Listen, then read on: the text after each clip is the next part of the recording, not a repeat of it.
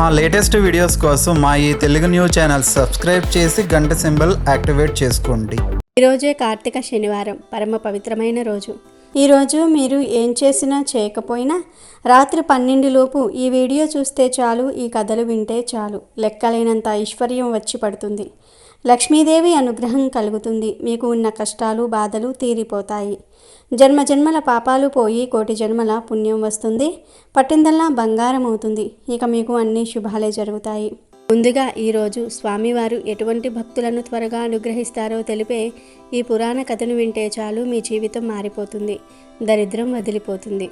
పూర్వం కాంచీపురాన్ని ఒక చోళరాజు పరిపాలిస్తూ ఉండేవాడు. ఆ రాజు ప్రజలను ఎంతో ప్రేమగా చూస్తూ ధర్మబద్ధమైన పాలనను అందిస్తూ ఉండేవాడు. అనునిత్యము విష్ణుమూర్తిని అర్చించేవాడు. ఒక రోజున ఆయన విష్ణుమూర్తి ఆలయానికి వెళ్ళి బంగారు పుష్పాలతో స్వామివారి పాదాలను పూజిస్తాడు. ఆ తరువాత ఆ ఆలయంలోనే కొంతసేపు ఉంటాడు. ఆ సమయంలో విష్ణుదాసు అనే పేరు గల ఒక బ్రాహ్మణుడు ఆ ఆలయానికి వస్తాడు. స్వామి దర్శనం చేసుకొని తాను తెచ్చిన తులసీ దళాలతో స్వామిని పూజిస్తాడు. అది చూసిన చోళరాజుకు ఆవేశాలు కలుగుతాయి. నేను బంగారు పుష్పాలతో స్వామిని పూజిస్తే వాటిని కప్పివేసేలాగా తులసీ దళాలతో పూజ చేస్తావా అని రాజు విష్ణుదాసుపై మండిపడతాడు. అంతేకాదు, పేదవాడికి అంతకంటే ఏమి చేతనవుతుంది? వాళ్లకు భక్తి అంటే ఎలా తెలుస్తుంది? వాళ్ళల్లో అసలైన భక్తి ఎందుకు ఉంటుంది అంటూ రాజు హేళనగా మాట్లాడతాడు. అప్పుడు విష్ణుదాసు రాజుతో, అయ్యా, మీరు ఏదైతే పుణ్యాన్ని ఆశించి పూజ చేశారో నేను కూడా అది ఆశించే నాకు తెలిసిన విధంగా పూజించానని అంటాడు. దానికి చోళుడు ఇలా అంటాడు, పుణ్యం రావడానికి ఆలయాలు నిర్మించాలి, యజ్ఞాలు యాగాలు చేయాలి, పుణ్యం కోసం నువ్వు అవన్నీ చేయగలవా అంటూ దురుసుగా మాట్లాడతాడు. విష్ణుదాసు కంటే తానే అసలైన భక్తుడని ఆ రాజు అందరికీ తెలిసేలాగా చేయాలనుకుంటాడు. ఇక రాజు మన ఇద్దరిలో ఎవరికి విష్ణుమూర్తి దర్శనం లభిస్తుందో చూద్దాం అనేసి అక్కడి నుంచి వెళ్ళిపోతాడు. అక్కడి వాళ్ళందరికీ చోళుడి ధోరణి తప్పుగా అనిపించినా రాజు గనుక మౌనంగా ఉండిపోతారు. చోళుడి అహంభావాన్ని పట్టించుకోకుండా విష్ణుదాసు స్వామివారి పూజపై దృష్టి పెడతాడు. విష్ణు సాన్నిధ్యం త్వరగా పొందాలనే ఉద్దేశంతో చోళరాజు గయక్షేత్రానికి చేరుకుంటాడు. అక్కడ దాన ధర్మాలు చేస్తూ యజ్ఞయాగాలు చేస్తూ ఉంటాడు. విష్ణుదాసు మాత్రం తన గ్రామంలోని విష్ణుమూర్తి ఆలయాలలో అనునిత్యం ఆయనకు పూజాభిషేకాలు నిర్వహిస్తూ ఉంటాడు. మాఘ కార్తీక మాసాల్లో మరింత శ్రద్ధతో దైవారాధన చేస్తూ ఏకాదశి ఉపవాసాలు చేస్తూ కాలం గడుపుతూ ఉంటాడు. ఒకసారి ఆయన ఉపవాస దీక్షను విరమించి భగవంతుడికి నివేదన చేసిన అన్నం తినాలని అనుకుంటాడు. కానీ భగవంతుడికి నివేదన చేసిన అన్నం పెట్టిన చోట కనిపించదు. భగవంతుడికి నివేదన చేసిన అన్నం కనిపించకపోవడంతో ఆయన ఆశ్చర్యపోతాడు. అన్నం ఏమైపోయింది? ఆశ్చర్యంగా ఉంది. పాత్రతో పాటు మాయమైపోయింది. ఎవరు తీసుకుని వెళ్ళి ఉంటారు అని ఆలోచిస్తాడు. ఆ తరువాత కాసిన్ని మంచినీళ్లు త్రాగేసి ఆ రోజంతా కూడా విష్ణుదాసు ఉపవాసమే ఉండిపోతాడు. ఆ మరుసటి రోజు కూడా ఇలాగే జరుగుతుంది. ఆయన నివేదన చేయటం ప్రసాదంగా తీసుకుందామని అనుకునేలోగా పాత్రతో పాటు అన్నం మాయం కావటం జరుగుతూ ఉంటుంది. అలా వారం రోజుల పాటు అలాగే జరుగుతుంది. ఈ వారం రోజుల పాటు ఆయన ఉపవాసమే ఉండవలసి వస్తుంది. ఇక ఒక రోజున ఎలాగైనా సరే అన్నం దొంగను పట్టుకోవాలని భావించి కళ్ళు మూసుకుని ధ్యానం చేస్తున్నట్లుగా నటిస్తాడు.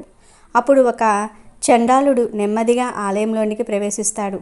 అటూ ఇటూ చూసి అన్న పాత్రను పట్టుకుని పరుగందుకుంటాడు. ఆ చండాలుడిని చూసిన విష్ణుదాసు గబాలున పైకి లేస్తాడు. నెయ్యి లేకుండా ఎలా తింటావు నాయనా? ఇదిగో నెయ్యి తెస్తున్నాను ఉండు అంటూ నెయ్యి పాత్రను పట్టుకుని అతని వెనుక పరిగెడతాడు. విష్ణుదాసు మాటలను వినిపించుకోకుండా ఆయన చేతిలోని నెయ్యి పాత్రను చూడకుండా ఆ చండాలుడు మరింత వేగంగా పరిగెడుతూ ఉంటాడు. తనను పట్టుకోవడానికి వెంటపడుతున్నాడనుకుని భయంతో పరుగులు తీస్తూ రాయి తగిలి పడిపోతాడు. వెంటనే విష్ణుదాసు వచ్చి ఆయనను పైకి లేవదీస్తాడు. కంగారు పడవలసిన పని లేదని, ఆయన తినే అన్నంలోనికి నెయ్యి తీసుకుని వస్తున్నానని చెప్తాడు. అప్పుడు ఆ చండాలుడు చిరు మందహాసం చేస్తాడు. ఆయన స్థానంలో చతుర్భుజుడైన శ్రీ మహావిష్ణువు కనిపిస్తాడు. అప్పటి వరకు చండాలుడిగా ఉన్న వ్యక్తి ఒక్కసారిగా విష్ణుమూర్తిగా మారిపోవటంతో విష్ణుదాసు నివ్వెరపోతాడు. స్వామి తనను పరీక్షించటం కోసమే అలా నాటకమాడాడనే విషయం ఆయనకు అర్థమైపోతుంది. అనంత బాష్పాలు వర్షిస్తూ ఉండగా వెంటనే ఆయన స్వామి పాదాలపై వాలిపోతాడు. స్వామి విష్ణుదాసును లేవనెత్తి హత్తుకుంటాడు. విష్ణుదాసు అసామాన్యమైన భక్తిని అభినందిస్తాడు. తనతో పాటు విష్ణుదాసును తీసుకుని విమానంలో వైకుంఠానికి వెళ్ళిపోతాడు. అయితే అలా విష్ణుదాసును తీసుకుని వెళ్తున్న ఆ విమానాన్ని గయక్షేత్రంలోని చోళుడు చూస్తాడు. మారుమూల ఊళ్ళోని గుడిలో స్వామిని అర్చించిన ఒక పేద బ్రాహ్మణుడు స్వామితో కలిసి నేరుగా వైకుంఠానికి వెళ్ళాడు. ఎంతో విశిష్టమైన ప్రదేశంగా చెప్పబడుతున్న గయక్షేత్రానికి వచ్చి యజ్ఞయాగాలు చేస్తున్నాడు. కానీ ఇంతవరకు స్వామి సాక్షాత్కారం కాలేదు. అంటే ఒక భక్తుడిగా స్వామి తనను గుర్తించలేదని భావిస్తాడు. స్వామి సాన్నిధ్యాన్ని పొందని జీవితం వృధాగా భావించి వెంటనే రాజ్యాన్ని తన మేన అల్లుడికి అప్పగిస్తాడు. అందరూ చూస్తూ ఉండంగానే అగ్ని ప్రవేశం చేస్తాడు. చోళుడు హోమగుండంలోనికి అడుగు పెట్టగానే అందులో శ్రీమన్నారాయణుడు ప్రత్యక్షమై ఆయనను అక్కున చేర్చుకుంటాడు. ఏం జరుగుతుందో తెలియక అంతా అయోమయంగా చూస్తూ ఉండగానే చోళుణ్ణి స్వామి వైకుంఠానికి తీసుకుని వెళతాడు. కాబట్టి శ్రీ మహావిష్ణువుకు ప్రీతిని కలిగించడానికి ఎలాంటి ఆర్భాటాలు చేయవలసిన అవసరం లేదు. ఆయనకు కావలసినది అంకిత భావం, అచంచలమైన భక్తి. స్వామిని చేరుకోవడానికి భక్తికి మించిన మార్గం లేదని ఈ కథ ద్వారా గ్రహించాలి. శని భగవానుడు చెప్పిన ఈ మాటలు శ్రద్ధగా విన్నవారికి ధనయోగం కలుగుతుంది. జీవితంలో కష్టాలు అనేవి రావు. ఒకసారి వైకుంఠంలో ఉన్న లక్ష్మీదేవి దగ్గరకు శని భగవానుడు వస్తాడు. లక్ష్మీదేవి మరియు శని భగవానుల మధ్య ఒక వాగ్వాదం జరిగింది. వీరిద్దరూ నేను గొప్ప అంటే నేను గొప్ప అని వాదులాడుకోవటం మొదలుపెట్టారు. వీరి ఇద్దరి వాదన విన్న విష్ణు భగవానుడు ఒక సలహా ఇచ్చాడు. విష్ణు భగవానుడు అంటున్నాడు, మీరు ఇద్దరూ కూడా భూలోకానికి వెళ్ళండి. ఎక్కడైతే మంచి గుణగణాలు కలిగిన రాజు ఉంటాడో అతని రాజ్యంలోనికి వెళ్ళి ఆ రాజును మీ ఇద్దరిలో ఎవరు గొప్పవారో చెప్పమని అడగండి అని విష్ణు భగవానుడు సలహా ఇచ్చాడు. దీనికి అంగీకరించిన లక్ష్మీదేవి శని భగవానులు భూలోకంలోనికి బయలుదేరుతారు. ప్రయాగ నగరంలో శ్రీవత్స అనే రాజు ఉన్నాడు. ఆ రాజు చాలా మంచివాడు. ఇతడి గొప్పతనం ఎన్నో నగరాలకు విస్తరణ చెంది ఉంది. లక్ష్మీదేవి మరియు శని భగవానుడు రాజసభలో ఉన్న శ్రీవత్స దగ్గరకు వచ్చి, మా ఇద్దరిలో ఎవరు గొప్ప అనే విషయం మేము తెలుసుకోలేకపోతూ ఉన్నాము. నువ్వు గొప్ప రాజువి కదా, మా ఇద్దరిలో ఎవరు గొప్ప అనే విషయాన్ని నువ్వు తేల్చి చెప్పు అని అన్నారు. లక్ష్మీదేవి శనిదేవుని మాటలు విన్న రాజు కొంచెం కంగారు పడ్డాడు. ఇప్పుడు నేను వీరి ఇద్దరిలో ఎవరు గొప్ప అని చెప్పను? శనిదేవుడు గొప్ప అని చెప్తే లక్ష్మీదేవికి కోపం వస్తుంది. లక్ష్మీదేవి గొప్ప అని చెప్తే శని భగవానుడికి కోపం వస్తుంది. లక్ష్మీదేవికి కోపం వస్తే నా రాజ్యంలోని సంపదలన్నీ పోతాయి. శని భగవానుడికి కోపం వస్తే నా రాజ్యాన్ని అష్టకష్టాల పాలు చేస్తాడు. రాజు ఆలోచించటం చూసిన లక్ష్మీదేవి శని భగవానుడు ఇలా అంటారు, మేమిద్దరం ఒక వారం తర్వాత మళ్ళీ నీ దగ్గరకు వస్తాము. అప్పటికి నువ్వు ఆలోచించుకొని మా ఇద్దరిలో ఎవరు గొప్పవారో చెప్పు అంటారు. లక్ష్మీదేవి శని భగవానుడు ఆ రాజు దగ్గర నుండి వెళ్ళిపోతారు. రాజు ఎవరు గొప్ప అని చెప్పాలి అని ఆలోచిస్తూ ఉన్నాడు. ఈ ఆలోచనతో రాజుకు తిండిపై నిద్రపై ఆసక్తి తగ్గిపోయింది. అలా 4 రోజులు గడిచాయి. ఇంకా 3 రోజులే ఉన్నాయి. నేను ఏం చెయ్యాలి అని ఆలోచిస్తూ ఉన్నాడు. రాజు చింతగా ఉండటం చూసిన రాణి, ఏమయ్యింది? మీరు ఎందుకని కొద్ది రోజుల నుండి చాలా ఆందోళనగా ఉంటున్నారు? ఏమైనా సమస్య వచ్చిందా, లేదా మన నగరానికి ఏదైనా సమస్య రాబోతూ ఉందా అని అడిగింది. రాణి అడిగిన ప్రశ్నలకు రాజు, నేను ఒక సమస్యలో ఇరుక్కున్నాను. 4 రోజుల క్రితం నేను రాజ్యసభలో ఉండగా లక్ష్మీదేవి శని భగవానులు వచ్చారు. వారిలో ఎవరి గొప్ప అనే విషయాన్ని నన్ను చెప్పమన్నారు అని రాజు అన్నాడు. ఆ మాటలు విని రాణి ఇలా అడుగుతుంది, అయితే మీరు వారిద్దరిలో ఎవరు గొప్ప అని చెప్పారు. దానికి రాజు, నేను ఎవరు గొప్ప అని చెప్పలేదు. ఇంకా దానికోసం వారు నాకు ఒక వారం రోజులు గడువు ఇచ్చారు. ఇప్పటికి 4 రోజులు అయిపోయాయి, కానీ నాకు సమాధానం దొరకలేదు. నేను ఎవరు గొప్ప అని చెప్పను. ఒకరు గొప్ప అని చెప్తే మరి ఒకరికి కోపం వస్తుంది. నేను ఏం చెయ్యను అని రాజు రాణితో అన్నాడు. దానికి రాణి ఇలా అంటుంది, నేను మీకు ఒక సలహా ఇస్తాను. మీరు మీ సింహాసనం కుడి పక్కన బంగారు సింహాసనం ఒకటి వేయించండి. అలాగే మీ ఎడమవైపు వెండి సింహాసనం వేయించండి. ఎప్పుడైతే లక్ష్మీదేవి శనిదేవుడు మీ వద్దకు వస్తారో వారిని కూర్చోమని చెప్పండి. వారు ఎంచుకున్న కుర్చీలు వారి స్థాయిని, గొప్పతనాన్ని రుజువు చేస్తాయి అని చెప్పింది. రాణి సలహా విన్న రాజు ఆనందంతో ఉప్పొంగిపోయాడు. మరుసటి రోజు కొంతమందిని పిలిచి ఒక బంగారు సింహాసనం, ఒక వెండి సింహాసనం చేయించమని చెప్పాడు. వారం రోజులు గడిచిపోయాయి. లక్ష్మీదేవి, శనిదేవుడు రాజు దగ్గరకు వచ్చారు. రాజు వారిని కూర్చోమని చెప్పగా లక్ష్మీదేవి బంగారు సింహాసనంపై, శనిదేవుడు వెండి సింహాసనంపై కూర్చున్నారు. లక్ష్మీదేవి, శనిదేవుడు రాజుని, మా ఇద్దరిలో ఎవరు గొప్పవారో చెప్పు అన్నారు. దానికి రాజు, మీ ఇద్దరిలో ఎవరు గొప్పవారో మీరే స్వయంగా నిర్ణయం తీసుకున్నారు అన్నాడు. ఆ మాటలకు శని భగవానుడు ఆశ్చర్యపోయాడు. తాను దేనిపైన కూర్చున్నాడో చూసుకున్నాడు. శని భగవానుడు మనసులో ఇలా అనుకుంటున్నాడు, నేను వెండి సింహాసనంపై కూర్చున్నా, లక్ష్మీదేవి బంగారు సింహాసనంపై కూర్చుంది. వెండి కంటే బంగారం విలువైనది. వెండి కన్నా బంగారాన్ని గొప్పగా భావిస్తారు, అంటే లక్ష్మీదేవియే గొప్పదా అని ఆలోచించి వెంటనే తాను కూర్చున్న సింహాసనంపై నుంచి లేచి రాజువైపు కోపంగా చూసి బయటకు వెళ్ళిపోయాడు. శనిదేవుడు వెళ్ళటం చూసిన రాజుకు భయం వేసింది. వెంటనే లక్ష్మీదేవి ఇలా అంటుంది, నువ్వేమీ భయపడకు, నీకు తోడుగా నేనుంటాను అంటుంది. శనిదేవుడికి కోపం రావటం వల్ల శ్రీవత్స రాజ్యానికి విపరీతమైన కరువు వచ్చింది. రాజ్యంలో పంటలు పండలేదు, వానలు కురవలేదు. దానితో రాజ్యంలోని ప్రజలంతా పక్క రాజ్యానికి వెళ్ళటం మొదలుపెట్టారు.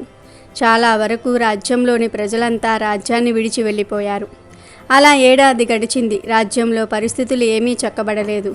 దాంతో రాజు, రాణి కూడా రాజ్యం విడిచి వెళ్ళాలని నిర్ణయించుకున్నారు.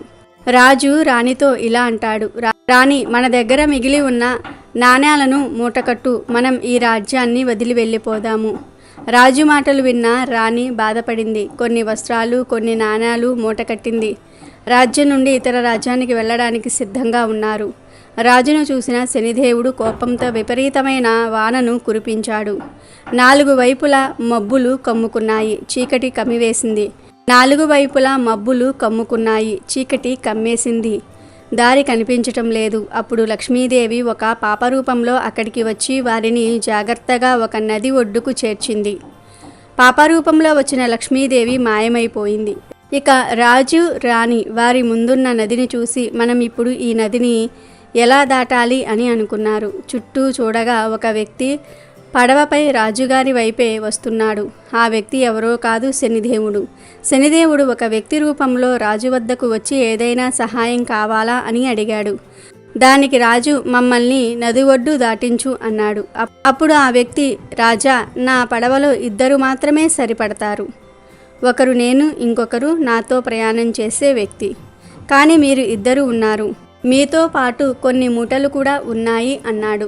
దానికి రాజు, సరే అయితే ముందు ఈ పడవలో నా భార్య అయిన చిత్రాంగిని ఎక్కించుకో, ఆ తర్వాత నన్ను ఎక్కించుకో, చివరిగా ఈ మూటలను తీసుకొని మా వద్దకు వచ్చేయి అన్నాడు. రాజు మాటలు విన్న ఆ వ్యక్తి సరే అని చెప్పి ముందు రాణిని ఒడ్డుకు చేర్చాడు. ఆ తర్వాత రాజును ఒడ్డుకు చేర్చాడు. ఇక చివరిగా రాజుగారు తెచ్చుకున్న మూటలను పడవలోనికి ఎక్కించుకొని వస్తూ ఉన్నాడు. వ్యక్తి రూపంలో ఉన్న శనిదేవుడు నది మధ్యలోకి రాగానే పడవతో సహా మాయమైపోయాడు. రాజు వద్ద ఉన్న డబ్బంతా శనిదేవుడు తీసుకొని మాయమైపోయాడు. ఇది చూసి రాజు, రాణి చాలా బాధపడ్డారు. అయినా సరే ఏం పర్వాలేదు, మనమిద్దరము కష్టపడి పనిచేసుకుందాము, ఎంతో కొంత ధనాన్ని పోగు చేసుకుందాము అని రాజు రాణికి ధైర్యం చెప్పాడు. రాజు, రాణి ఒక నగరానికి చేరుకున్నారు. ఆ నగరంలో చిన్న పాక వేసుకొని నివసించడం ప్రారంభించారు. రాజు కొన్ని కట్టలు కట్టుకొని వచ్చి ఆ కట్టెలను వంట చేసుకోవడానికి ఇంటిలో ఉంచి మరికొన్ని కట్టెలను అమ్మి ధనం సంపాదించడం ప్రారంభించారు. లక్ష్మీదేవి దయవల్ల రాజుగారికి గంధం చెక్కలు దొరికాయి. ఆ గంధం చెక్కలను అమ్మి రాజు చాలా ధనాన్ని పోగు చేశాడు. రాజు, రాణి 2 సుఖంగా జీవించటం ప్రారంభించారు. రాజు ఆనందంగా ఉండటం చూసిన శనిదేవుడు రాజు ఆనందాన్ని ఎలా చెడగొట్టాలి అని ఆలోచిస్తూ ఉన్నాడు. ఇది ఇలా ఉండగా రాజు నివసిస్తున్న రాజ్యంలో గంధపు చెక్కలను ఒక ప్రాంతం నుండి ఇంకొక ప్రాంతానికి తీసుకుని వెళ్ళడానికి ఒక వ్యాపారి ప్రతిరోజు నావలో ప్రయాణం చేస్తూ ఉండేవాడు. ఒకరోజు శనిదేవుడు ఆ వ్యాపారి నావను ముందుకు వెళ్లకుండా ఆపేశాడు. నావ ఎందుకు కదలటం లేదు అని వ్యాపారి ఆలోచిస్తూ ఉన్నాడు. ఇంతలో అక్కడికి శనిదేవుడు ఒక బ్రాహ్మణ రూపంలో అక్కడికి వచ్చాడు. బ్రాహ్మణ రూపంలో ఉన్న శనిదేవుడు వ్యాపారితో ఇలా అంటారు, ఈ గ్రామంలో ఒక పతివ్రత స్త్రీ ఉంది. ఆ స్త్రీ నీ నావ తాకితేనే నీ నావ ముందుకు వెళ్తుంది. వెంటనే ఆ స్త్రీ ఎవరో కనిపెట్టు అని చెప్పి ఆ బ్రాహ్మణుడు అక్కడి నుండి అదృశ్యమయ్యాడు. బ్రాహ్మణుడి మాటలు ముందు వ్యాపారి నమ్మలేదు. నావ కదలడానికి చేయవలసిన ప్రయత్నాలన్నీ కూడా చేశాడు. వ్యాపారి ఇలా ఆలోచిస్తాడు, అరే నావ బాగానే ఉంది, నావలో ఎలాంటి రిపేరు లేదు, మరి ఎందుకని నా నావ ముందుకు వెళ్ళటం లేదు అని అనుకొని, ఒకవేళ ఆ బ్రాహ్మణుడు చెప్పినట్లుగా ఈ రాజ్యంలో ఉన్న పవిత్రమైన స్త్రీ నా నావను తాగితే నా నావ ముందుకు కదులుతుందేమో చూద్దాము అని అనుకుంటాడు. వెంటనే అక్కడ ఉన్న కొంతమంది స్త్రీలను పిలిచి, చూడండి, మీలో ఎవరైతే పవిత్రమైన స్త్రీలు ఉంటారో వారు నా నావను తాకండి, అప్పుడే నా నావ ముందుకు సాగుతుంది అన్నాడు. ఆ మాటలు విని స్త్రీలంతా ముందుకు వచ్చి ఆ నావను తాకారు. కానీ నావ కదలలేదు. ఇంతలో ఒక స్త్రీ రాణి చిత్రాంగి ఇంటికి వచ్చి నావ విషయం చెప్తుంది. అయితే రాణి చిత్రాంగిని తాను రాను అని చెప్తుంది. నా భర్త బయటికి వెళ్ళాడు, తను వచ్చే సమయానికి నేను ఇంటిలో లేకపోతే బాధపడతారు, నా భర్తకు చెప్పకుండా నేను బయటకు ఎక్కడికి రాను అంటుంది. ఆ మాటలు విని ఆ స్త్రీ అక్కడ నుండి నావ ఉండే చోటుకు వెళ్తుంది. ఆమె కూడా ఆ నావను తాకుతుంది. కానీ నావ కదలదు. ఏంటి, ఈ రాజ్యంలో నా నావను ముందుకు నడిపే ఒక్క స్త్రీ కూడా లేదా అని బాధపడతాడు. అప్పుడు ఒక స్త్రీ ఇలా అంటుంది, ఒక స్త్రీ ఇంకా రాలేదు, తన భర్త కట్టెలు కొట్టడానికి వెళ్ళాడంట, తను తన భర్త చెప్తే గాని ఇల్లు కదిలి రాను అంది. వెంటనే ఆ వ్యాపారి, దయచేసి మీరు ఒక్కసారి ఆమె వద్దకు వెళ్ళి మళ్ళీ ఈ విషయం గురించి చెప్పండి, ఆలస్యమైతే నా వ్యాపారం దెబ్బతింటుంది అని అంటాడు. ఆ స్త్రీ రాణి చిత్రాంగిని దగ్గరకు వెళ్ళి, నావ దగ్గరకు నువ్వు ఒక్కదానివే రాలేదు, నువ్వు తాకితే గాని ఆ నావ కదిలేలా లేదు అంటుంది. ఆ మాటలు విన్న రాజు రాణిని, ఏంటి నువ్వు తాకితే తప్ప నావ కదలదా అన్నాడు. అప్పుడు రాణి, అదేమీ నాకు తెలియదు, మీరు ఇంట్లో లేనప్పుడు ఒక స్త్రీ వచ్చి నన్ను ఆ నావ దగ్గరకు రమ్మని చెప్పింది, నేను నా భర్త ఇంటిలో లేరు, రాను అన్నాను, అంతే అంది. దానికి రాజు, ఒకవేళ నిజంగానే నువ్వు ఆ నావను తాకితే ఆ నావ కదిలితే ఆ వ్యాపారికి మంచి జరుగుతుందేమో అంటాడు రాజు. దానికి రాణి, అదేమీ నాకు తెలియదు, నాకు అక్కడకు వెళ్ళటం ఇష్టం లేదు అంటుంది. దానికి రాజు, చూడు, నువ్వు ఒకప్పుడు రాణివి, రాణి తన రాజ్యంలో ప్రజలు కష్టంలో ఉంటే చూస్తూ ఊరుకోదు కదా, కాకపోతే ఇప్పుడు నీ స్థాయి మారింది అంతే, కానీ నువ్వు ప్రజలు కష్టంలో ఉంటే సాయం చేయాలి అని రాజు రాణికి నచ్చజెప్పి ఆ నావ వద్దకు తీసుకుని వెళ్తాడు. నావలో ఉన్న వ్యాపారి రాణి చిత్రాంగిని చూసి ఆమె అందానికి ముగ్ధుడై ఆమెను తనతో తీసుకుని వెళ్ళాలని అనుకుంటాడు. రాణి నావపై చెయ్యి వేయగానే నావ కదిలింది. అది చూసి రాజు, అక్కడ ఉన్న ప్రజలు ఆశ్చర్యపోయారు. కొంత సమయానికి ప్రజలు అక్కడి నుండి వెళ్ళిపోయారు. రాజు, రాణి, ఆ వ్యాపారి మాత్రం అక్కడ ఉన్నారు. వ్యాపారి వారికి కృతజ్ఞతలు చెప్పాడు. కానీ ఆ వ్యాపారి బుర్రలో ఒక చెడు ఆలోచన వచ్చింది. వెంటనే రాజును వెనక్కి తోసి రాణిని నావలో ఎక్కించుకొని చాలా దూరం వెళ్ళిపోయాడు. రాజు చూసేసరికి నావ చాలా దూరం వెళ్ళిపోయింది. రాజు చాలా బాధతో గట్టిగట్టిగా రాణిని పేరుతో పిలిచాడు. అక్కడ రాణి కూడా రాజును పిలుస్తూ ఉంది. కానీ ఏం లాభం లేదు. తరువాత రాణి చిత్రాంగిని ఆ వ్యాపారస్తుణ్ణి కోపగించుకొని సూర్య భగవానుని ప్రార్థించింది. నాకు కురీపు రూపాన్ని ఇవ్వు, నేను నా శరీరాన్ని ఎవరికీ ఇవ్వను, సూర్య భగవానుడు నా శీలాన్ని కాపాడండి అని గట్టిగా సూర్య భగవానుడిని ప్రార్థించింది. సూర్య భగవానుడు చిత్రాంగిని రూపాన్ని కురీపుగా మార్చేశాడు. ఆమెను చూసిన వ్యాపారి భయపడి ఆమెను తాకే సాహసం కూడా చేయలేదు. ఇక చేసేది ఏమీ లేక ఆమెను ఆ నావలోనే ఉంచాడు. తనతోనే ఆ నావలో ఆమెను తీసుకొని ఇతర దేశాలకు ప్రయాణం చేసేవాడు. ఇక రాజు విషయానికి వస్తే, భార్యను పోగొట్టుకున్న రాజు తనకు ఉన్న ఆస్తినంతా వదిలేసి ఒక ఆశ్రమానికి వెళ్ళి అక్కడ ఉన్న సాధువులకు, గోవులకు సేవ చేస్తూ ఉన్నాడు. గోవులకు ఆహారం పెడుతూ ఉన్నాడు. అయితే లక్ష్మీదేవి కృప వల్ల ఆవులు వేసే పేడ కాస్త బంగారు ముద్దలుగా వచ్చాయి. ఆ బంగారు ముద్దలతో రాజు చాలా ధనవంతుడు అయ్యాడు. ఆ బంగారం ముద్దలను బాగా పోగు చేసేవాడు. తన భార్యను తీసుకొని వెళ్ళిన వ్యాపారి ఏదో ఒక రోజు మళ్ళీ ఈ రాజ్యానికి రాకపోతాడా అని ఆశగా ఎదురు చూస్తూ ఉండేవాడు. ఒకరోజు రాజు బంగారాన్ని కరిగించి ఏదైనా తయారు చేయడానికి పక్క రాజ్యానికి తీసుకుని వెళ్దాం అనుకున్నాడు. అప్పుడు ఆ రాజుకు ఆ వ్యాపారి నావ కనిపించింది. వెంటనే అతడిని పిలుస్తాడు. రాజుకు ఆ వ్యాపారి గుర్తున్నాడు. కానీ రాజు ముసుగు వేసుకొని ఉండటం వల్ల వ్యాపారి రాజును గుర్తుపట్టలేదు. వ్యాపారి రాజు వద్దకు రాగానే రాజు ఇలా అంటాడు, అయ్యా, నన్ను ఆ ఒడ్డుకు చేర్చండి. నా వద్ద చాలా బంగారం ఉంది. నేను దీనిని కరిగించి నా భార్యకు మంచి ఆభరణం చేయిస్తా అని చెప్పి బంగారు ముద్దలు ఉన్న మూటలను చూపిస్తాడు. బంగారంపై ఆశపడిన వ్యాపారి రాజును నావలోకి ఎక్కించుకుంటాడు. రాజు రాణిని వెతికే పనిలో ఉండగా వ్యాపారి వెనక నుండి వచ్చి రాజును నీటిలోనికి తోసేస్తాడు. నీటి శబ్దం విన్న రాణి బయటకు చూసింది. రాజు నీటిలో పడిపోవటం చూసిన రాణి నావలో ఉండే గాలి తలగడను రాజుకు అందేలాగా విసిరింది. రాజు ఎలాగోలా ఒడ్డుకు చేరుకున్నాడు. అక్కడ ఉన్న కొంతమంది ప్రజలు శ్రీవత్స రాజును, మీరు ఎవరు, ఎలా ఈ నీటిలో కొట్టుకుని వచ్చారు అని అడుగుతారు. అప్పుడు శ్రీవత్సరాజు, నేను నాకున్న సర్వస్వాన్ని కోల్పోయాను అంటాడు. అప్పుడు ప్రజలంతా కలిసి ఆ రాజ్యపు రాజు వద్దకు శ్రీవత్సరాజును తీసుకుని వెళ్తారు. శ్రీవత్సరాజు ఆ రాజ్యపు రాజును చూసి ఇలా అంటాడు, అయ్యా, నాకు మీ రాజ్యంలో ఏదో ఒక పని ఇప్పించండి అంటాడు. ఆ మాటలు విన్న రాజు శ్రీవత్సను పూలమాలిగా నియమిస్తారు. శ్రీవత్సరాజు పూలమాలిగా ఉంటూ చుట్టూ ఉన్న పూల మొక్కలను, చెట్లను అందంగా పెంచటం ప్రారంభించాడు. రాజుకు ఒక కూతురు ఉంది. ఆమె అలంకరణ కోసం తోటలో నుండి కొన్ని పూలను దండగా గుచ్చి ఆమెకు పంపేవారు.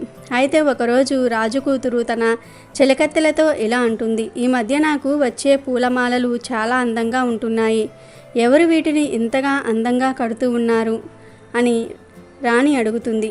ఆ మాటలు విన్న చెలికెత్తెలు, యువరాణి గారు, రాజుగారు కొత్తగా ఒక పూలమాలని ఏర్పాటు చేశారు. ఆయనే ఈ పూలమాలను తయారు చేస్తూ ఉన్నారు అంది.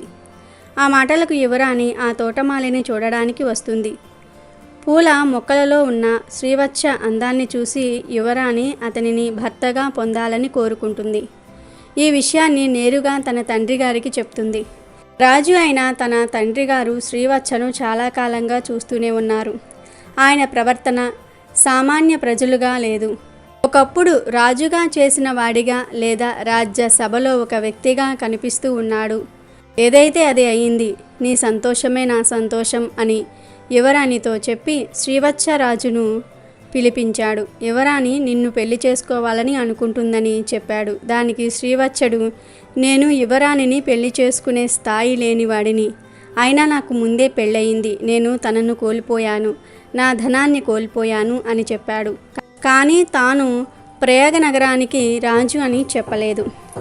యువరాణి శ్రీవత్స కథ విని, అయినా పర్వాలేదు, నేను మిమ్మల్నే పెళ్లి చేసుకుంటాను అని చెప్పింది.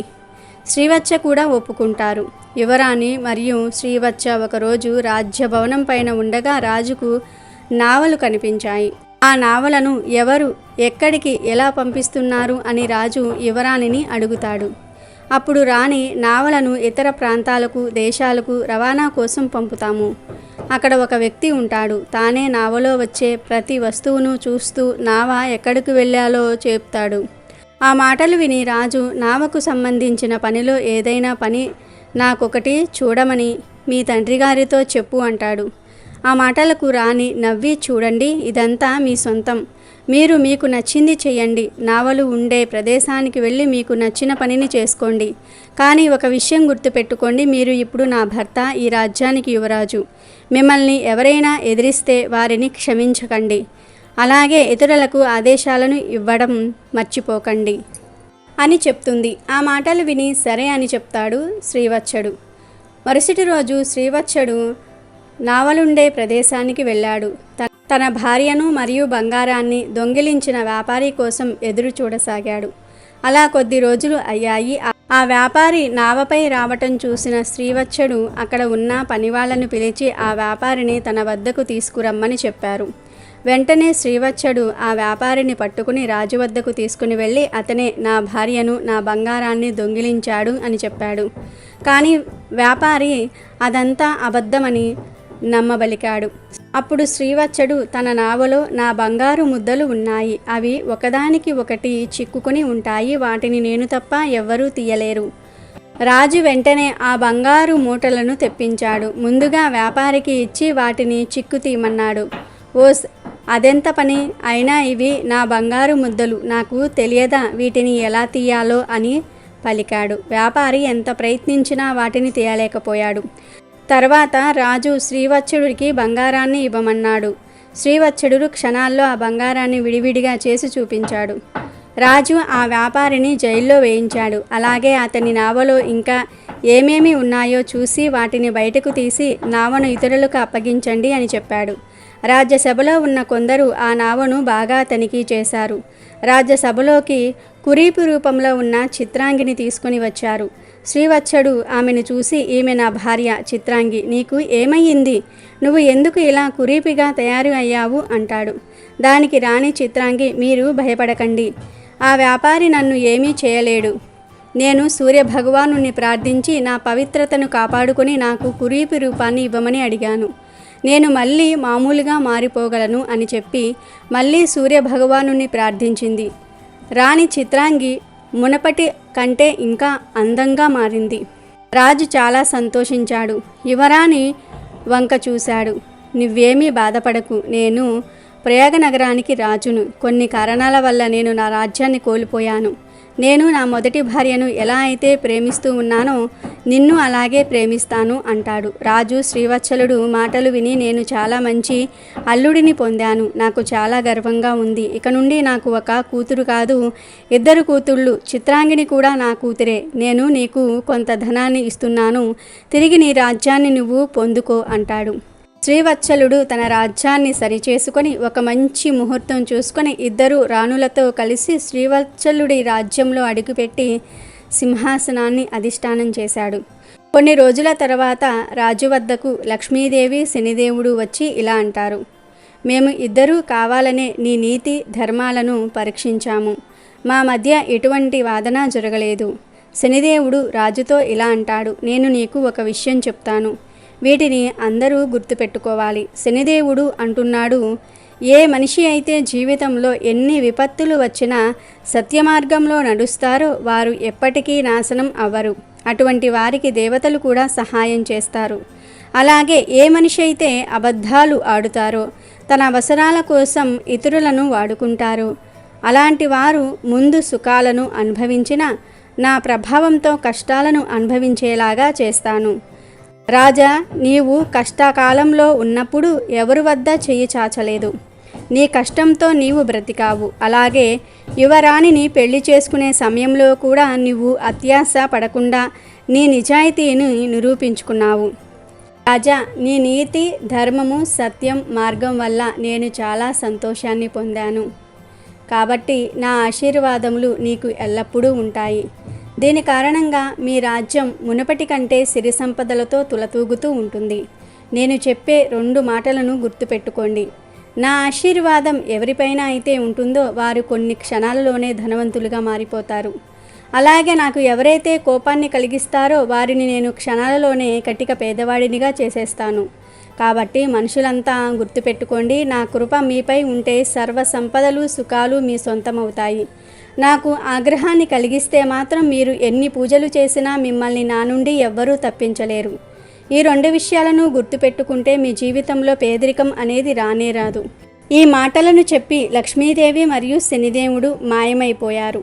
కాబట్టి ఫ్రెండ్స్, మనం ఎన్ని పూజలు చేసినా, ఎన్ని వ్రతాలు చేసినా, ఎన్ని పుణ్యకార్యాలు చేసినా ధర్మాన్ని మరియు సత్యమార్గంలో నడవాలి. పాపాలు చేసేసి పుణ్యకర్మలు చేసినంత మాత్రాన పాపం యొక్క తీవ్రత తగ్గదు. ఎలాంటి పరిస్థితులు ఎదురైనా ధర్మ మార్గంలోనే నడవండి, సత్యాన్ని నమ్ముకోండి, శని భగవానుడి అనుగ్రహాన్ని పొందండి. జీవితంలో పేదరికానికి చోటు లేకుండా చూసుకోండి, ఆనందంగా జీవించండి. అలాగే ఈ కార్తీక శనివారం రోజున సత్యనారాయణ వ్రత కథను వింటే చాలు, సత్యదేవుడి అనుగ్రహంతో మీ కష్టాలన్నీ కూడా పోతాయి, ఐశ్వర్యం సిద్ధిస్తుంది. పూర్వం ఉల్కాముఖుడు అనే ఒక రాజు ఉండేవాడు. అతడు ఇంద్రియములను జయించిన వాడై సత్యవంతుడై ప్రతిదినము దేవాలయమునకు పోయి అక్కడ బ్రాహ్మణులకు ధనమిచ్చి వారిని సంతృప్తిపరిచి దైవదర్శనం చేసుకుని పోతూ ఉండేవాడు. అతని భార్య చాలా సౌందర్యవతి, సుగుణవతి. ఆ రాజుకొకనాడు ధర్మపత్ని సమేతుడై భద్రాశీల నదీ తీరమున సత్యనారాయణ వ్రతం చేయసాగాడు. ఇంతలో సాధు అనే ఒక వర్తకుడు అపారమైన ధనరాశులతోనూ వస్తువులతోనూ ఉన్న తన నావను తీరమున నిలిపి వ్రతము చేస్తున్న రాజు దగ్గరకు వచ్చి వినయముతో ఇలా అడిగాడు. ఓ రాజా, భక్తి శ్రద్ధలతో మీరు చేస్తున్న ఆ వ్రతమేమిటి? దయచేసి నాకు వివరించండి, తెలుసుకోవాలని ఉన్నది అని అడిగాడు. అంతటా రాజు, ఓ సాధు, పుత్ర సంతాన ప్రాప్తికై మేము ఈ సత్యనారాయణ స్వామి వారి వ్రతము చేచుచూ ఉన్నాము అని చెప్పాడు. మహారాజు చెప్పిన మాటలు విన్న సాధు, ఓ రాజా, నాకు కూడా సంతానం లేదు. నాకు సంతానం కలిగితే తప్పక ఈ సత్యనారాయణ వ్రతమును ఆచరిస్తాను అని మొక్కుకున్నాడు. తరువాత సాధువు తన వ్యాపారమును ముగించుకొని ఇంటికి వచ్చి భార్య అయిన లీలావతితో సత్యనారాయణ వ్రతమును గురించి విన్నవించాడు. సంతానము కలిగినచో తప్పక ఈ వ్రతమును ఆచరిస్తాను అని అన్నాడు. ఒకనాడు లీలావతి ధర్మపారాయణురాలే భర్తతో సికించింది. తత్ఫలితంగా గర్భవతి అయి 10వ మాసమున పండంటి బాలికను ప్రసవించింది. ఆ బాలిక శుక్లపక్ష చంద్రుని వలె దినదిన ప్రవర్ధమానమవుతోంది. తల్లిదండ్రులు ఆమెకు కళావతి అనే పేరు పెట్టారు. ఒకనాడు లీలావతి భర్తతో, నాదా, మనకు సంతానము కలిగినచో సత్యనారాయణ వ్రతమును చేస్తానన్నారు కదా, మనకు పుత్రిక పుట్టింది కదా, కనుక వ్రతం చేయండి అంది. దానికి ఆ వర్తకుడు, లీలావతి మన అమ్మాయి వివాహ సమయంలో తప్పక వ్రతం చేద్దామని భార్యను సమాధానపరిచి వ్యాపారం పని మీద నగరానికి పోయాడు. అలా కళావతి కన్నతండ్రి ఇంట పెరుగుతూ యుక్త వయసుకు చేరుకున్నది. అది గమనించి సాధు తన సహచరులతో కలిసి ఆలోచించి వరుడిని వెతకడానికి దూతను పంపాడు. ఆ దూత కాంచనా నగరానికి పోయి అక్కడొక చక్కని యోగ్యుడైన వర్తకుని కుమారుణ్ణి చూసి వెంట తోలుకుని వచ్చాడు. అందగాడైన ఆ వైశాల్య బాలుడిని చూసిన సాధు తన కుమార్తెకు ఇచ్చి విధి విధానమున పెండ్లి చేసినాడు. పుత్రిక వివాహానందంలో పడిన ఆ సాధువు పెండ్లి వేడుకలలో పడి సత్యనారాయణ వ్రతమును మరిచాడు. దాంతో స్వామికి ఆగ్రహం వచ్చింది. తర్వాత కొంతకాలానికి వ్యాపార దక్షత గల సాధువు వ్యాపార నిమిత్తమై తన అల్లుడితో సహా బయలుదేరి సముద్ర తీరమున ఉన్న రత్నసానుపురం అనే నగరానికి బయలుదేరాడు. ఆ పురమున చంద్రకేతుడనే మహారాజు పరిపాలించుచూ ఉండేవాడు. కోపించిన సత్యనారాయణ స్వామి వ్రత ప్రతిజ్ఞను మరిచిపోయిన సాధును శపించపూనుకున్నాడు. వ్రతము చేస్తానని మరిచిన సాధును స్వామివారు అత్యంత దారుణము, కాఠిన్యత గల దుఃఖం అతనికి కలుగుగాక అని శపించాడు. పాప ప్రభావం వలన ఆనాడే రాజుగారి ధనాగారంలోనికి కొందరు దొంగలు ప్రవేశించి ధనమును అపహరించి రాజభటులు వెంట తరుముతూ ఉండగా సాధువు వర్తకులు ఉన్న వైపుకు పరిగెత్తారు. రాజభటులను చూసిన దొంగలు భయపడి ఆ ధనమును సాధువు వర్తకులు ఉన్న చోట పాడవేసి పారిపోయారు. రాజభటులు వచ్చి వర్తకుల వద్దనున్న రాజా ధనమును చూసి ఆ వర్తకులే దొంగలనుకుని నిశ్చయించుకున్న వారే సాధువుని అల్లుడిని బంధించి రాజు వద్దకు తీసుకుని పోయారు. ధనముతో పాటు దొంగలను కూడా పట్టు తీసుకుని వచ్చాము, విచారించి శిక్షించండి అని సంతోషంతో భటులు రాజుతో చెప్పారు. అంతటా రాజు విచారణ అవసరం లేదు అంటూ వీరిని చెరసాలలో బంధించండి అన్నాడు. దాంతో భటులు ఇద్దరు వర్తకులను కారాగారమున బంధించారు. మేము దొంగతనం చేయలేదని వర్తకులెంత మొత్తుకున్నా సత్యదేవుని మాయ చేత వారినెవ్వరూ కూడా పట్టించుకోలేదు. అంతేకాక చంద్రకేతు మహారాజు వారి పడవల ఎందున్న ధనమంతటిని తన ధనాగారమునకు చేర్పించెను. సత్యదేవుని శాపము వలన ఇంటిలో ఉన్న సాధు భార్య కూడా కష్టాల పాలైంది. వారి ఇంటనున్న ధనధాన్యములంతటినీ దొంగలు పడి అపహరించుకుని పోయారు. వర్తకును భార్య తీవ్ర మనోవేదనతో రోగగ్రస్తురాలయ్యను. తినడానికి తిండి లేక ఇంటింటికి తిరిగి భిక్షమెత్తుకొని బ్రతక సాగుతూ ఉన్నారు. కుమార్తె కళావతి కూడా ఆకలికి అలమటిస్తూ భిక్షమెత్తుకొని సాగింది. అలా తిరుగుతూ ఆమె ఒకనాడొక బ్రాహ్మణుడి ఇంటికి చేరుకుంది. అక్కడ బ్రాహ్మణుడు సత్యనారాయణ వ్రతం చేస్తూ ఉండగా చూసింది కదా. అంతయు విని కరుణించి కాపాడమని స్వామిని మనస్ఫూర్తిగా వేడుకున్నది. ప్రసాదాన్ని కూడా స్వీకరించి బాగా ప్రొద్దుపోయిన తర్వాత ఇల్లు చేరుకున్నది.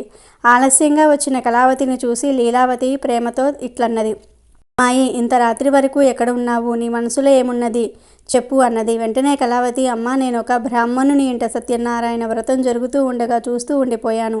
అమ్మ, ఆ వ్రతం కోరిన కోరికలు తీరుస్తుందంట కదా అన్నది. అప్పుడు లీలావతి పుత్రిక మాటలు విని తాము వ్రతం చేయటం మర్చిపోయామని బాధపడి వెంటనే వ్రతం చేయ సంకల్పించింది. వర్తకుని భార్య అయిన లీలావతి బంధుమిత్రులతో కలిసి మిక్కిలి భక్తి శ్రద్ధలతో సత్యనారాయణ వ్రతం చేసి, స్వామి, మా అపరాధము మన్నించండి, మమ్మల్ని క్షమించి నా భర్త అల్లుడు సుఖముగా ఇల్లు చేరునట్లు దీవించండి అని ప్రార్థించింది. లీలావతి చేసిన వ్రతమునకు సత్యదేవుడు సంతోషించి ఆ రాత్రి చంద్రకేతు మహారాజు కలలో కనిపించి, రాజా, నీవు బంధించిన వారిద్దరూ కూడా దొంగలు కారు, వారు వర్తకులు. రేపు ఉదయాన్నే వారిద్దరినీ కూడా విడిచి వారి ధనం వారికిచ్చి పంపివేయుము, లేనిచో నీవు సర్వనాశనమగునట్లుగా చేసేదనని చెప్పాడు. దాంతో మరునాడు ఉదయాన్నే రాజు సభలో తనకొచ్చిన స్వప్నాన్ని వివరించి ఆ వర్తకులను విడిపించి తీసుకురండని భటులను ఆజ్ఞాపించాడు. భటులు అలాగే చేసి వర్తకులిద్దరినీ కూడా రాజు వద్దకు తెచ్చి, రాజా, వర్తకులను తెచ్చినామని చెప్పారు. ఆ వర్తకులిద్దరూ రాజుకు నమస్కరించి గత సంగతులు తలుచుకొనుచు తమకిచ్చిన కష్టానికి చింతించుచు భయభ్రాంతులై నిశ్చేష్టులై నిల్చున్నారు. అప్పుడు ఆ రాజు వర్తకులను చూసి, వర్తక శ్రేష్ఠులారా, మీకు ఈ ఆపద దైవ వశమున సంభవించినది, భయపడకండి అని ఓదార్చి వారిని బంధ విముక్తులను చేసి వారికి పురుషులకు అలంకారమైన క్షర కర్మాదులను చేయించి నూతన వస్త్రములతో సత్కరించి వారిద్దరినీ సంతోషపరిచాడు. రాజు ఇంకనూ వారిని అనేక విధముల గౌరవించి స్వాధీనం చేసుకున్న ధనమును రెట్టింపు ఇచ్చి వారిద్దరినీ కూడా సంబరపరిచాడు. చంద్రకేతు మహారాజు వారిద్దరినీ సకల మర్యాదలతో సత్కరించి వీరిక సుఖముగా ఇంటికి పోవచ్చునని చెప్పాడు. వర్తకులు పరమానంద భరితులై రాజును అనేక విధాల కొనియాడి సెలవు తీసుకుని తమ నివాసములకు వేగిరి. అలా వైశ్యులిద్దరూ బ్రాహ్మణులకు దాన ధర్మములు ఇస్తూ తీర్థయాత్రలు చేయుచు సొంత నగమునకు బయలుదేరారు. సముద్రమునందు వారు ఆ విధముగా కొంత దూరము ప్రయాణము చేసిరి. సత్యదేవునికి మరలా వారిని పరీక్షించాలనే కోరిక కలిగింది. వెంటనే ఒక సన్యాసి రూపమును ధరించి వారి వద్దకు వెళ్ళి, నాయనలారా, మీ పడవలో ఏమున్నది అని అడిగాడు. మదంతో ఆ వైశ్యులు సన్యాసిని చూసి పరిసహిస్తూ, మా పడవలో ఏమున్నదో నీకెందుకు? మా ధనమును అపహరించాలని చూస్తున్నావా? పడవలో ఆకులు అలములు తప్ప ఏమీ లేవు, వెళ్ళు వెళ్ళు అని బదులు చెప్పారు. అంతటా సన్యాసి చిరునవ్వు నవ్వి అట్లే అగుగాక అన్నాడు. తర్వాత ఆ సన్యాసి నదీ తీరమునందే కొంత దూరంలో నిలబడి చోద్యము చూడసాగాడు. సన్యాసి అలా వెళ్ళగానే సాధు కాలకృత్యములు తీర్చుకొని వచ్చి పడవలోనికి చూసి ఆశ్చర్యపోయి నిశ్చేష్టుడయ్యాడు. దుఃఖముతో మూర్ఛిల్లాడు. తెలివి వచ్చిన తర్వాత తమ ధనధాన్య సంపదలన్నీ కూడా ఏమైపోయినావో అని విలపించసాగాడు. అంతటా అల్లుడు మామను చూసి, మామయ్య, ఏడవటం వలన ప్రయోజనమేమి? సాధు గుణాత్ముడైన సన్యాసిని పరిహరించినందువలనే మనకి దుస్థితి వాటిల్లింది. సన్యాసి కోపం వలనే సర్వస్వం కోల్పోయాము గనుక ఆయననే వేడుకుందాం, ఆయనే శరణు కోరుకుందాం, మనల్ని తప్పక కరుణిస్తాడు, మన కోరికలు నెరవేరగలవు అన్నాడు. అల్లుని మాటలను ఆలకించిన సాధువు పరుగుపరుగున ఆ సన్యాసి వద్దకు వెళ్ళి మనసారా నమస్కరించి వినయముతో, స్వామి, జ్ఞాన శూన్యుడై మిమ్ములను పరిహాసించాను, నా తప్పును మన్నించండి, క్షమించి మాపై దయ చూపించండి అని పరిపరి విధాలుగా ప్రార్థించాడు. బోరుని విలపించాడు. అంతటా ఆ సన్యాసి, ఓయి, నా వ్రతము చేసేదనని చెప్పి మరిచిపోవుట భావ్యమా? దుష్ట బుద్ధితో ఉన్న నీకు కన్ను విప్పు కలిగించాలనే నేను శాపము ఇచ్చాను. నా శాపం వలనే నీకు ఈ దుస్థితి సంభవించింది. ఇప్పటికైనా తెలుసుకుంటివా అన్నాడు. అంతటా సాధు, స్వామి పుండరీకాక్ష, లోకమంతయు నీ మాయ మోహమున పడి కొట్టుమిట్టాడుచున్నది. బ్రహ్మాది దేవతలే నీ మాయను కానలేకున్నారు, నిన్ను తెలుసుకోలేకున్నారు. మానవ మాతృడను నేనంత వాడను తండ్రి.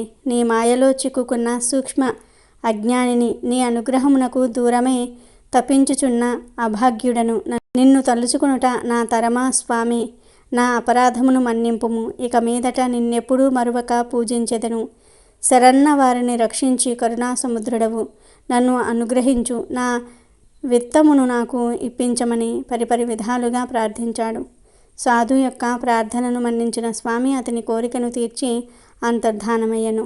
అట్టు పిమ్మట సాధువు తన నావ వద్దకు వచ్చి చూడగా అది అంతయు ధనరాశులతో నిండి ఉండుటను గమనించి సంతోషించి ఆ సత్యదేవుని దయవలనే తన కోరిక తీరినదని అనుకుని తన పరివారంతో సహా స్వామిని పూజించి గృహమునకు ప్రయాణము సాగించెను.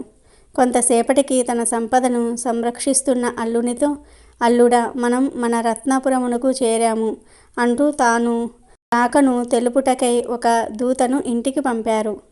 ఆ దూత నగరానికి పోయి లీలావళితో, అమ్మ నమస్కారము, మన అయ్యగారు అల్లుడు గారు వచ్చారు, బంధుమిత్రులతో కలిసి వేంచేశారు, ఇప్పుడే పడవ వచ్చింది అని వార్తను చెప్పాడు. అంతటా లీలావతి దూత మాటలు విని సంబరపడి, అమ్మాయి కళావతి, సత్యనారాయణ వ్రతం త్వరగా ముగించి రామ్మ, నేను నావ వద్దకు పోవచున్నాను, నీ తండ్రిని భర్తను చూచుటకు త్వరగా రా అని చెప్పింది. తల్లి మాటలు విన్న కళావతి హడావిడిగా వ్రతము ముగించి ప్రసాదాన్ని భుజించటం మరిచి పరుగున తన పతిని చూచుటకు పోయింది. ప్రసాదాన్ని ఆరగించనందుకు సత్యదేవుడు కోపించి ధనమును సంరక్షిస్తున్న అల్లునితో సహా పడవ నీటిలో మునిగిపోయేటట్లుగా చేశాడు. అది చూసి ఒడ్డునున్న వారు ఆహాకారాలు చేశారు. లీలావతి, కళావతి మిక్కిలు దుఃఖించసాగారు. హఠాత్తుగా పడవ మునిగిపోవుటను చూసిన తల్లి నెత్తి నోరు బాదుకుంటూ విలపిస్తూ భర్తతో ఇట్లన్నది, ఏమండి, అల్లుడు అంత హఠాత్తుగా పడవతో సహా ఎట్లా మునిగిపోయాడు? ఇదంతా దేవుని మాయగాక ఈ మరేమిటి అంటూ దుఃఖపడసాగింది. కళావతి భర్త మునిగిపోయినందుకు పడిపడి ఏడవసాగింది. తన భర్త తన కళ్ళెదుటే మునిగిపోవుటను చూసిన కళావతి అతని పాదుకలను తీసుకొని వాటితో సహగమనమును చేయడానికి సిద్ధపడింది. సాధువు ఇదంతా చూసి మిగుల దుఃఖించుచు ఆలోచించి ఇదంతా స్వామి మహిమే అయి ఉంటుందని ఊహించి శక్తి కొలది స్వామిని పూజించదేనని తలచి అందరితో పాటు స్వామిని వేడుకొనసాగాడు. అంతటా స్వామి సాధువును కరుణించి అదృశ్య రూపంలో ఉండి అతనితో ఇలా పలికాడు, పోయి నీ కుమార్తె భర్తను చూడాలనే తొందరలో నా ప్రసాదమును ఆరగించుట మరిచినది.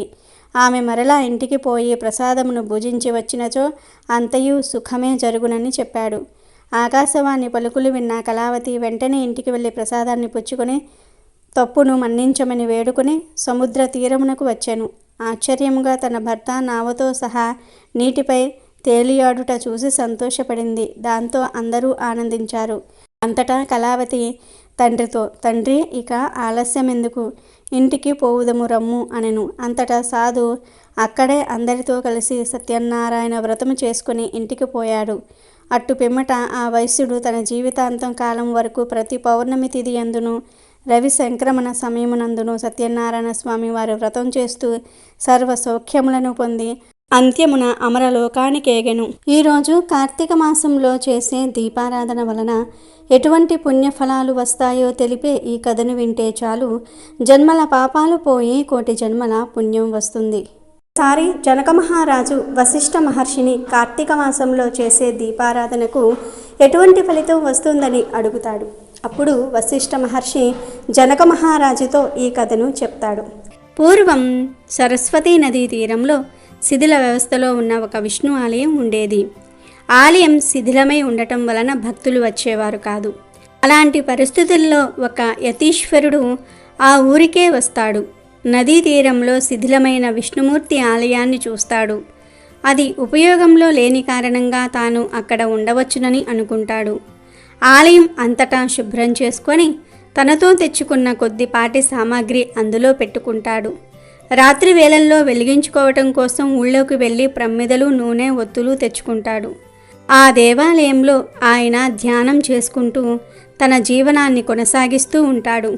ఎక్కువగా ధ్యానంలోనే సమయాన్ని గడుపుతూ ఉంటాడు. ఒక కార్తీక మాసంలో ఆలయంలో ఆయన దీపాలు వెలిగించి ధ్యానంలోనికి వెళ్తాడు. అలాంటి సమయంలోనే ఆహారాన్ని వెతుక్కుంటూ ఒక ఎలుక ఆలయంలోనికి వస్తుంది.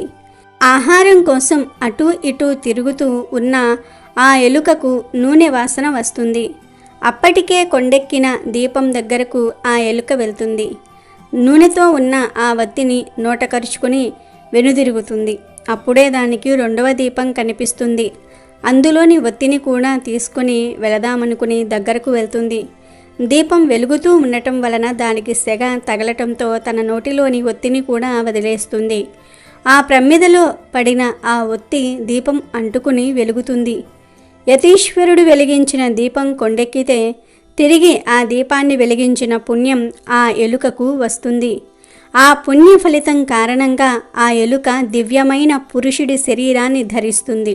ధ్యానంలో నుంచి బయటకు వచ్చిన యతీశ్వరుడికి ఎదురుగా దివ్యమైన శరీరాన్ని ధరించిన ఒక పురుషుడు కనిపిస్తాడు. అప్పుడు ఆ యతీశ్వరుడు ఆ దివ్య పురుషుడితో, ఎవరు నువ్వు, ఇక్కడికి ఎందుకు వచ్చావు, ఏం కావాలి అని అడుగుతాడు.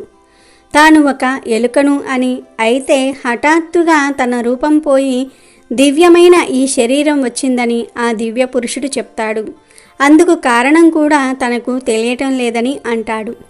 యతీశ్వరులే అందుకు కారణం తెలుపాలని కోరతాడు. అప్పుడు ఆ యతీశ్వరుడు దివ్య దృష్టితో చూస్తాడు. అలా దివ్య దృష్టితో చూసిన యతీశ్వరుడికి ఎలుక పూర్వజన్మ గురించి తెలుస్తుంది. అప్పుడు ఆ యతీశ్వరుడు, పూర్వజన్మలో నువ్వు ఒక బ్రాహ్మణుడవి, ఎప్పుడూ కూడా భగవంతుణ్ణి ఆరాధించి ఎరుగవు, స్నానము, జపము, దీపారాధన, దాన ధర్మాలు చేయటం నీకు తెలియదు. ఒకవేళ ఎవరైనా యజ్ఞ యాగాలు చేస్తూ ఉంటే వాళ్లను నువ్వు ఎద్దేవా చేసేవాడివి. ఆచార వ్యవహారాలు ఎంతమాత్రం పాటించని నువ్వు అవి పాటించే వారిని అవహేళన చేసేవాడివి. చివరకు ఈ విషయంలో నువ్వు నీ భార్యను కూడా వదల్లేదు. నీ భార్య ఎంతో గుణవంతురాలు, ఉత్తమురాలు, ఆమెకు ఎంతో దైవభక్తి ఉండేది. ఆమె నిన్ను మార్చడానికి తన వంతు ప్రయత్నం చేసేది. నువ్వు ఎంతమాత్రమూ మారకపోగా చాదస్తం అంటూ ఆమెను కసురుకునేవాడివి. ఆమె నోములు వ్రతాలు ఆచరిస్తూ ఉంటే అందుకు అడ్డుపడేవాడివి. అలా మనసారా ఆమె పూజా అభిషేకాలు కూడా చేసుకోకుండా చేశావు. ఆ మహా ఇల్లాలిని ఎంతో ఇబ్బంది పెట్టావు. దైవం పట్ల, శాస్త్రాల పట్ల అపనమ్మకం కలిగిన కారణంగా మరణం తరువాత నరకానికి వెళ్ళావు. నరకంలో అనేక శిక్షలు అనుభవించిన తర్వాత అనేక నీచమైన జన్మలను ధరిస్తూ వచ్చావు. చివరకు ఇలా ఎలుక జన్మ ఎత్తావు. ఆకలి తీర్చుకోవడానికి నువ్వు చేసిన ప్రయత్నం నీ పాపాలను కడిగేసింది. కార్తీక మాసంలో దీపం వెలగడానికి కారణమయ్యావు, కనుకనే నీకు మోక్షం లభించింది అని చెప్తాడు. అప్పుడు ఆ దివ్య పురుషుడు ఆ యతీశ్వరుడికి నమస్కరించి అనంతమైన శూన్యంలో కలిసిపోతాడు. కార్తీకంలో ఇతరులు వెలిగించిన దీపం కొండెక్కినప్పుడు తిరిగి అది ప్రకాశించేలాగా చేస్తే అంతటి పుణ్యం కలుగుతుందని జనక మహారాజుతో వశిష్ఠ మహర్షి చెప్తాడు. దైవాన్ని నమ్మిన వాడికి అదృష్టం తలుపు తడుతుంది. అదృష్టవంతులు మాత్రమే దైవాన్ని ఆశ్రయిస్తారు. అదృష్టవంతుణ్ణి ఎవ్వరూ చెడగొట్టలేరు. మానవులను పొగుడుతూ దైవాన్ని తక్కువగా చూసే దురదృష్టవంతుణ్ణి ఎవ్వరూ బాగు చేయలేరు. అందుకు ఉదాహరణే ఈ కథ. పూర్వం ఒక రాజుగారి కొలువులో 2 పురోహితులు ఉండేవారు. అందులో ఒకరి పేరు దైవాధీనం. ఈ దైవాధీనం జగత్ సర్వం అని నమ్మినవాడు. జగత్తంతా దేవుని ఆధీనమే, ఆయన సంకల్పం చేత నడుస్తున్నది అని నమ్మేవాడు కనుక ఆయనకు ఆ పేరు వచ్చింది. రెండో వాని పేరు రాజాధీనం. ఈ రాజాధీనం రాజుగారి పరిపాలన బాగా ఉందని, అందుకే ప్రజలంతా సుఖంగా ఉన్నారని నమ్మేవాడు కనుక ఇతనికి రాజాధీనం అనే పేరు వచ్చింది. రాజుగారి మెప్పు పొంది ఇతను అప్పుడప్పుడు రాజా బహుమానం అందుకునేవాడు. ఒకరోజు రాజుగారికి రాజాధీనం గారిని సువర్ణ వజ్ర వైడూర్యాలతో సత్కరించాలని కోరిక కలిగింది. అది ఎవరికీ తెలియకుండా రహస్యంగా చేయాలని భావించాడు. ఒక గుమ్మడికాయను తెప్పించి దానికి కన్నం పెట్టించి అందులో వజ్ర వైడూర్య రత్న మాణిక్య సువర్ణాలను అందులో నిక్షేపం చేసి రాజాధీనం గారికి సదక్షిణంగా దానం చేశాడు. ఆయన దాన్ని ఇంటికి తీసుకుపోతూ దీన్ని అమ్మేసి డబ్బులు తీసుకుంటే మంచిది అని ఆలోచించాడు. ఆలోచన వచ్చిన వెంటనే ఒక శెట్టిగారికి గుమ్మడికాయ అమ్మి ఆయన ఇచ్చిన పావలా డబ్బులు తీసుకుని ఇంటికి వెళ్ళాడు.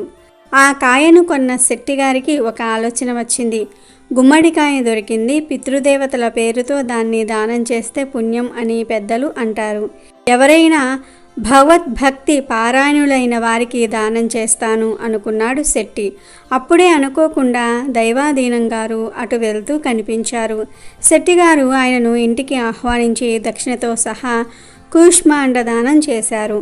దైవాధీనం ఆ దానం స్వీకరించి గుమ్మడికాయ తీసుకుని ఇంటికి వెళ్ళాడు. దైవాధీనం గారి భార్య భర్త తెచ్చిన గుమ్మడికాయను భర్త చేత పగలగొట్టించింది. ఎందుకంటే ఆడవాళ్ళు గుమ్మడికాయ పగలగొట్టరాదని ఆచారం కదా, అందుచేత భర్త చేత గుమ్మడికాయను పగలగొట్టించింది. అలా పగలగొట్టగానే దైవాధీనం దంపతులకు అందులో వజ్ర వైడూర్య మరకత మాణిక్య సువర్ణాలు కనిపించాయి. ఇదంతా దైవలీలగా ఆయన భావించి పరమేశ్వరునికి కృతజ్ఞత తెలిపాడు. మర్నాడు రాజాధీనం రాజదర్శనానికి వెళ్ళాడు. అప్పుడు ఆయన్ని గుమ్మడికాయ కూర తిన్నావా అని రాజుగారు అడిగాడు. దానికి ఆయన ఆహా, ఓహో, అద్భుతం అని బొంకారు.